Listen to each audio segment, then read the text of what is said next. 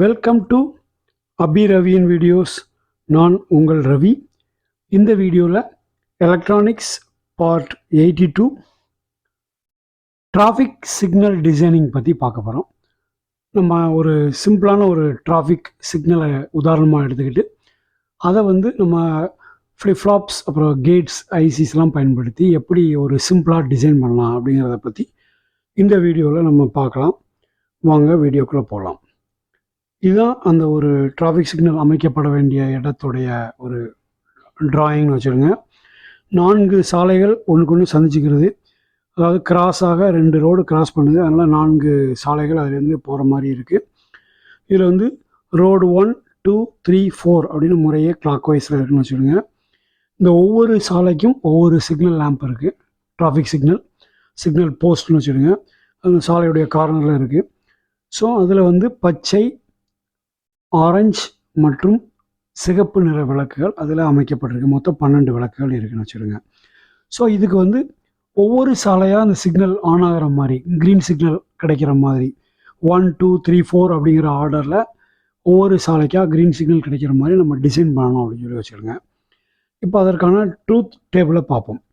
அதாவது இதில் நம்ம இந்த டிசைனிங்கில் நம்ம முக்கியமாக எடுத்துக்க வேண்டிய ஒரு கான்செப்ட் என்னென்னா, எப்படி எரியும்னா, முதல்ல 1வது சாலைன்னு வைங்க, அதனுடைய க்ரீன் எரியும். க்ரீன் அதுக்கு செட் பண்ண டைம் எவ்வளோ நேரமோ அத்தனை செகண்ட் எரியும். எரிஞ்ச உடனே 2 செகண்ட்ஸ் அதாவது 1.5 செகண்ட்ஸுக்கு எல்லோ எரியும். அது அந்த ரெட்டு விழப்போகுது அப்படிங்கிறதுக்கான ஒரு வார்னிங் சிக்னல். அதுக்கப்புறம் ரெட்டு எரியும். ரெட்டு விழுகிறப்ப நம்பர் 2வது சாலையுடைய க்ரீன் எரிய ஆரம்பிச்சிடும். ஸோ இதை நீங்கள் ஒட்டுமொத்தமாக பார்த்தீங்கன்னா, நமக்கு தேவை க்ரீன், எல்லோ, அடுத்த க்ரீன், எல்லோ, அடுத்த க்ரீன், எல்லோ, இந்த மாதிரி தான். ஸோ ரெட்டை பற்றி நம்ம கவலைப்பட வேண்டியதில்லை. ஏன்னு கேட்டிங்கன்னா, ரெட்டு அந்த சிக்னல் போஸ்ட்டில் உள்ள க்ரீனும் எல்லோவும் எரியலைன்னா ரெட்டு எரியணும், அவ்வளோதான். ஸோ அதை நம்ம கவலைப்பட வேண்டியதில்லை. க்ரீன் ஆர் எல்லோ ஏதோ ஒன்று எரிஞ்சிருந்தால் கூட ரெட்டு எரியக்கூடாது. ஸோ அதை வச்சு நம்ம ரெட்டை டிசைன் பண்ணிக்கலாம். இப்போ இந்த க்ரீன் அண்டு எல்லோவை தான் நம்ம டிசைன் பண்ணணும். இதில் பாருங்கள், இப்போ இதில் ட்ரூத் டேபிள் பார்த்தீங்கன்னா 1G 1Y, அதாவது 1வது போஸ்டுடைய க்ரீன் அப்புறம் yellow, 2G 2Y, 3G 3Y, 4G 4Y, மொத்தம் 8 வேரியபிள்ஸ் இருக்கிற மாதிரி வச்சுருங்க. அந்த 8 பிட் வேர்டுன்னு வச்சுருங்க. அந்த ஒரு 8 பிட் வேர்டில் க்ரீன் எரியிறப்ப, ஒரு க்ரீன் எரியிறப்ப மற்ற எல்லாமே ஆஃபில் தான் இருக்கும். ஸோ 1G எரியுதுன்னா 1Y and other all the lamps are சுவிட்ச் ஆஃப் கண்டிஷனில் தான் இருக்கணும். ஸோ 1G மட்டும் 1ன்னு இருக்குது, மற்ற எல்லாம் 0ன்னு இருக்குன்னு வச்சுருங்க. அதனுடைய டைமிங் முடிஞ்ச உடனே 1 எல்லோ ஆன் ஆகும், மற்றதெல்லாம் 0வில் இருக்கும். அடுத்தால 2G ஆன் ஆகும், மற்றதெல்லாம் 0வில் இருக்கும். 2Y, 3G 3Y, 4G 4Y, மீண்டும் 1G. ஸோ இந்த மாதிரி இந்த சைக்கிள் ரொட்டேட் ஆகிட்டே இருக்கும். ஸோ இதில் பார்த்திங்கன்னா, நமக்கு இதில் நல்லா பார்த்திங்கன்னா ட்ரூத் டேபிளில் தெரியும், அந்த ஒரு நேரத்தில் ஏதோ ஒரு க்ரீன் அல்லது எல்லோ மட்டும் ஆனில் இருக்கிற மாதிரி இருக்கும். ஸோ அந்த 8 பிட் வேர்டு இந்த மாதிரி அந்த கான்செப்டில் அது எரியிற மாதிரி இருந்தால் போதும். இப்போ நம்ம ஏற்கனவே நம்ம ஷிஃப்ட் ரெஜிஸ்டர்ஸ் பற்றி பார்த்துருந்தோம். ஷிஃப்ட் ரெஜிஸ்டர்ஸ் அப்புறம் ஃப்ளிப்ஃப்ளாப்ஸை பற்றிலாம் நம்ம பார்த்துருக்குறோம் நம்ம வீடியோக்குள்ளேயே.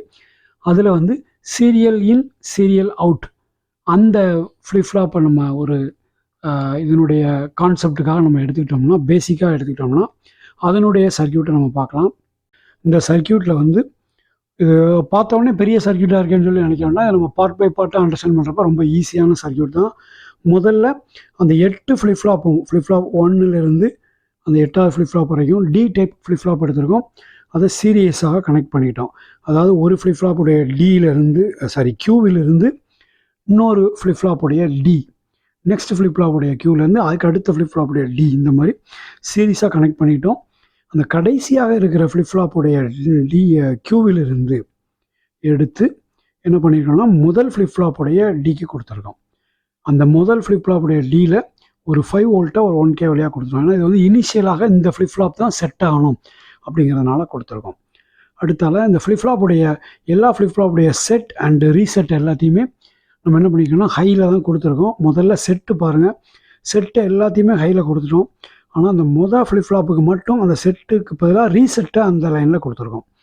சரி, அப்போ ஃப்ளிப் ஃப்ளாப்புடைய செட்டை எதில் கொடுத்துருக்கோம்னு பார்த்தீங்கன்னா, மற்ற எல்லா ஃப்ளிப் ஃப்ளாப்பையும் ரீசெட் எல்லாம் லூப் பண்ணி அதில் கனெக்ட் பண்ணியிருக்கோம். இது எதுக்காகனா, அதோட கனெக்ட் பண்ணியிருக்கிறது ஒரு 1K ரெசிஸ்டர், ஒரு 10K resistor with 10 microfarad RC நெட்வொர்க்கில் கொடுத்துருக்கோம். ஒரு டைமிங் நெட்வொர்க். ஏன்னா நம்ம இனிஷியலாக ஸ்டார்ட் ஆகிறப்ப இந்த ஃப்ளிப் ஃப்ளாப் எல்லாமே அதுக்கு ஒரு ஒரு ஒரு ப்ராப்பரான டிஃபைன்டு ஸ்டேட் இல்லாமல் அன்டிஃபைன்டு ஸ்டேட்டில் இருக்கும். ஒன்று ஆனில் இருக்கும், ஒன்று ஆஃபில் இருக்கும், ஒரு முறையாக இருக்காது. நமக்கு வந்து இதில் இருக்கிற அந்த 8 ஃப்ளிப் ஃப்ளாப்பில் ஏதோ ஒன்று தான் அட் அ டயத்தில் ஆனில் இருக்கணும். முதல் ஃப்ளிப் ஃப்ளாப் தான் நமக்கு ஆன் ஆகணும். அதற்காக நம்ம என்ன பண்ணியிருக்கோம், இந்த ஆர்சி நெட்வொர்க்கு இதில் கொடுத்துருக்கோம்.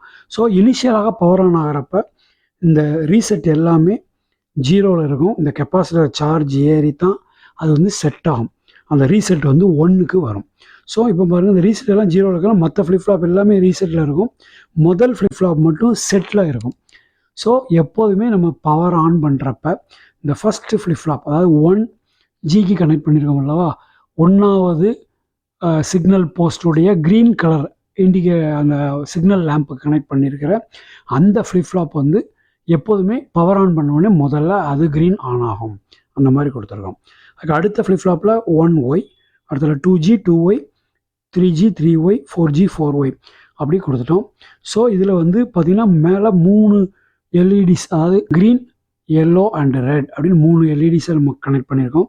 அதில் வந்து பார்த்திங்கன்னா முதல் ஃப்ளிப் ஃப்ளாப்புடைய அவுட்புட்டை அந்த 1G எல்இடியில் கொடுத்துட்டோம். ரெண்டாவது ஃப்ளிப் ஃப்ளாப்புடைய அவுட்புட்டை 1Yக்கு கொடுத்துருக்கோம். அந்த 2 அவுட்புட்டையும் எடுத்து ஒரு நார் கேட் வழியாக அந்த ரெட்டுக்கு கொடுத்துருக்கோம். என்ன காரணம்னா, இந்த ரெண்டும் எரியலைன்னா, ரெண்டும் ஆன்லைன் இல்லைன்னா ரெட்டு எரியணும் அப்படிங்கிறத நம்ம அதுக்காக ஒரு ஃப்ளிப் ஃப்ளாப் லாஜிக்ஸை செலவு பண்ணாமல் அதை வந்து சிம்பிளிஃபை பண்ணிக்கிட்டோம். இதே மாதிரி தான் 2G 2Y, 3G 3Y, 4G 4Y அந்த மாதிரி கொடுத்துக்கிட்டோம்.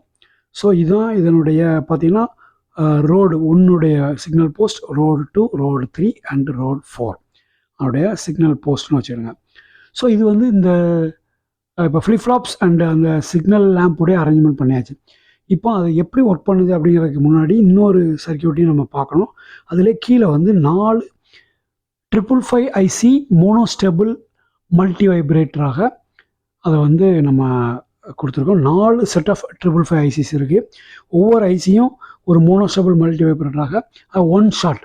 அதுக்கு எப்போல்லாம் அது வந்து பவர் வருதோ அப்போ வந்து அதில் செட் பண்ணியிருக்க அந்த டைமிங், அந்த டைமர் 1ன்னு போகல பொட்டன்ஷியோமீட்டர் இருக்குல்லவா, அதுக்கு தகுந்தாற் போல் உள்ள டைமிங்கில் இது வந்து ஆன் ஆகி ஆஃப் ஆகணும். ஸோ இதுதான் அந்த இப்போ உதாரணத்துக்கு பாருங்கள், இந்த 1வது ஃப்ளிப் ஃப்ளாப்புடைய க்யூவிலேருந்து அதுக்கு எடுத்து அதுக்கு பவர் கொடுத்துருக்கோம்.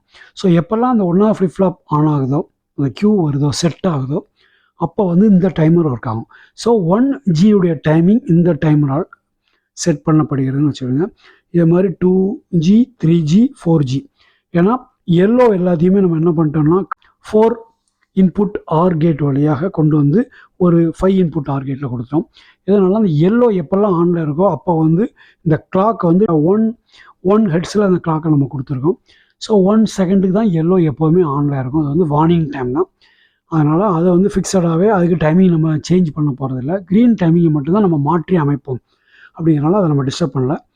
அப்போ இந்த 4 555 ஐசிலேருந்து வரக்கூடிய அவுட்புட்டை இன்வெர்ட் பண்ணி ஒரு இன்வெர்ட்டர் பஃபர் வழியாக 4 இன்புட்டாக இந்த 5 இன்புட் ஆர் கேட்டுக்கு கொடுத்துருக்கோம்.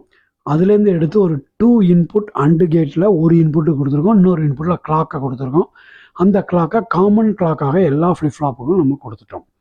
ஸோ எப்போல்லாம் அந்த கிளாக் வந்தால் கூட இந்த ஆர் கேட்டில் ஏதோ ஒரு இன்புட் ஆனில் இருந்தால் மட்டும்தான், அட்லீஸ்ட் குறைந்தபட்சம் இந்த கிளாக் வந்து இந்த ஃப்ளிப் ஃப்ளாப்ஸை ட்ரிகர் பண்ணும். அந்த மாதிரி கான்செப்டில் இருக்குன்னு வச்சுக்கோங்க. இப்போது இதுதான் இதனுடைய சர்க்கியூட்டு. இந்த சர்க்கியூட் இப்போ எப்படி ஒர்க் ஆகுது அப்படின்னு சொல்லி பார்க்கலாம். இப்போ வந்து நம்ம பவர் ஆன் பண்ணுறோம். இந்த பவர் ஆன் பண்ணோடனே பாருங்கள், எப்போ பவர் ஆன் பண்ணாலும் முதல் ஃப்ளிப் ஃப்ளாப், அதாவது 1G தான் ஆன் ஆகும். அது மேலே உள்ள அந்த க்ரீன் கலர் எல்இடியை பார்த்தீங்கன்னா தெரியும், அந்த 1G ஆன் ஆகிருக்கு. அந்த முதல் ஃப்ளிப் ஃப்ளாப்புடைய டைமர் ஓடிட்டுருக்கு. அந்த டைமிங்கை பாருங்கள். அந்த டைமர் வோல்டேஜ் ரைஸ் ஆகிட்டே இருக்குது. அது எப்போ செட் ஆகுதோ அப்போ 1வது ஃப்ளிப் ஃப்ளாப் வந்து என்ன பண்ணும், அப்படியே டைமிங்கை க்ளோஸ் பண்ணி நெக்ஸ்ட் ஃப்ளிப் ஃப்ளாப்பை ட்ரிகர் பண்ணி விட்டோம். Next flip flop 1Y. அடுத்தாப்பில் அந்த 1Yலேருந்து 2G டைமிங் ஓடுறப்ப பாருங்கள், ஒன்னில் உள்ளது ரெட் ஆயிரும். அதர் 2 போஸ்டர் எல்லா போஸ்ட்லேயுமே ரெட்டில் இருக்கும் இந்த போஸ்டரை தவிர. அப்புறம் 2Gயிலேருந்து அதனுடைய டைமிங் முடிஞ்ச உடனே 2Y, 3G அதனுடைய டைமிங் முடிஞ்ச உடனே 3Y, 4G, 4Y அதுலேருந்து பழையபடிக்கு 1G. இந்த மாதிரி இந்த சர்க்கியூட் வந்து ரிப்பீட் ஆகிட்டே இருக்கும். ஸோ எப்போ பவர் போகுதோ திருப்பி பவர் வரும்போது 1Gயிலேருந்து ஆன் ஆகி இந்த சர்க்கியூட் வந்து ரிப்பீட் ஆகிட்டே இருக்கும்.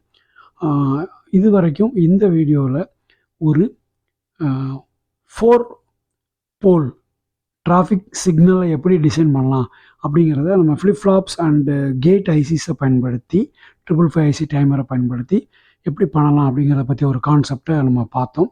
இந்த வீடியோ உங்களுக்கு பிடிச்சிருந்தா மறக்காமல் லைக் பண்ணுங்கள், கமெண்ட் பண்ணுங்கள், ஷேர் பண்ணுங்கள். எங்கள் சேனலை இது வரைக்கும் நீங்கள் சப்ஸ்கிரைப் பண்ணிடலாம்னா மறக்காமல் சப்ஸ்கிரைப் பண்ணிவிடுங்க. தேங்க்யூ ஃபார் வாட்சிங் அபி ரவின் வீடியோஸ். Thank you very much.